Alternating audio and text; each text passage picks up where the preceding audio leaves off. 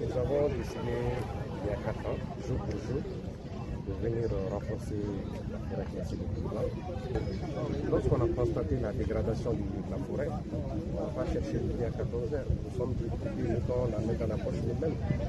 Je demande à la plateforme qui cotise. Nous cotisons chaque année nous-mêmes sans faire recours à une situation extérieure, d'extérieur et autres. Donc nous cotisons, nous mettons en place nos moyens et les forestiers sont là pour nous appuyer parce que naturellement c'est leur travail. Et depuis la première édition, ils sont présents, ils organisent le terrain, ils cherchent des plantes, nous, c'était difficile pour ça. Et vous avez vu la mobilisation générale. La jeunesse, c'est planter, c'est sacré, planter c'est pour la vie, planter c'est pour votre avenir. Donc, et planter c'est très facile. Il suffit d'une graine, même une graine dans une boule de terre. Vous voyez, vous mélangez de la terre et du compost. Vous mettez des graines dedans, de toutes sortes, les graines des plantes que vous aimez. Vous faites une boule et à la saison des pluies, quand il y a l'humidité vient, la graine se réveille.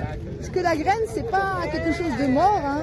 C'est pas quelque chose de sec, c'est pas un objet. La graine, c'est un petit bébé en attente de se réveiller.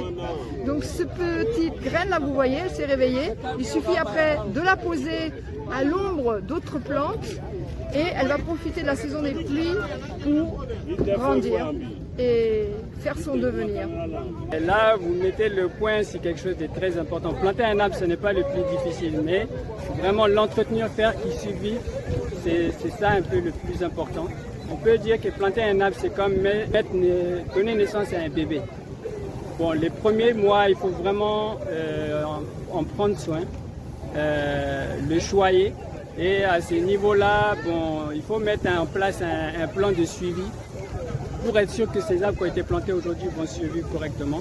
Donc l'objectif c'est de revenir dans quelques mois après l'hivernage pour voir vraiment comment évoluent les différents arbres plantés. L'appel que je vais lancer à la population malienne, c'est de prendre soin de notre environnement. Car sans l'environnement, il n'y a pas de vie. L'arbre que nous vivons, ce sont des êtres vivants comme nous. Et je pense que c'est eux qui nous améliorent notre quotidien de tous les jours. Nous devrons en prendre soin. Alors nous sommes jeunes et nous nous sentons concernés par le défi de lutte contre le changement climatique, la protection de l'environnement. C'est pourquoi nous avons répondu vraiment présent aujourd'hui. Et cette journée a été vraiment une réussite.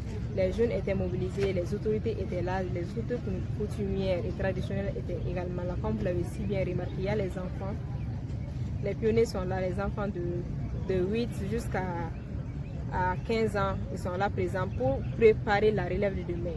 Dans la protection de l'environnement, nous devons inclure les enfants, faire de l'éducation à l'environnement pour les enfants, pour qu'ils sachent à quoi est-ce qu'ils doivent s'attendre pour pouvoir élever le défi de la protection de l'environnement et aussi de la lutte contre le changement climatique. Je veux lancer un cri de cœur. Moi, j'ai vu une zone à côté de Ségou, là où c'était une forêt classée, où il ne reste que la plaque. Chaque fois que je passe, je regarde la plaque. Est-ce qu'on peut reprendre ce site-là? Essayer de le reverdir ici. En plantant 300 arbres aujourd'hui, on s'est vraiment senti, on va dire, humain et surtout du fait d'avoir honoré un des axes stratégiques du Rotary International qui est vraiment la protection de l'environnement.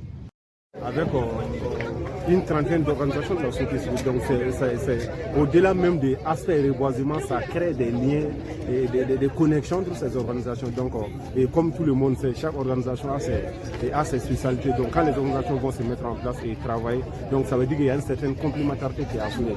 Donc c'est pour dire encore que la solidarité vraiment c'est une action qui permet en fait de lutter effectivement contre la dégradation de l'environnement, aussi qui peut accélérer le processus de restauration des écosystèmes. En termes d'entretien, nous sommes en collaboration avec la jeunesse de Touba et les deux forêts, c'est eux qui veillent les arbres plantés. Et on a visité cette année l'arbre planté de l'année dernière, donc au taux de réussite de 98%.